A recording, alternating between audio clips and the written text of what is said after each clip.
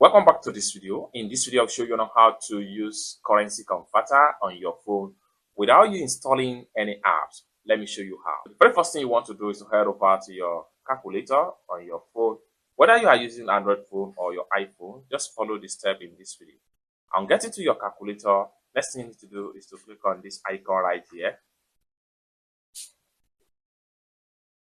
And it's going to show you right here. Now here, let's say for instance, I want to know the value of USD in Naira and Ghana.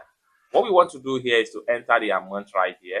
So let's say we want to know the value of 1 USD into Naira. So as at the time of making this video, the current value for USD to Naira is 1,549 Naira 0.59 cents.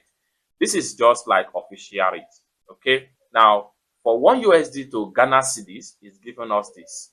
Now, let's say, for instance, we want to know the currency value exchange converter for 1 USD in Naira and some other country currency. We can select from Ghana cedis right there and choose another currency. Let's say I want to know the amount of 1 USD to Euro. I will click on Euro right here. Now you have it right there. It's not even up to 1 USD in exchange of Euro.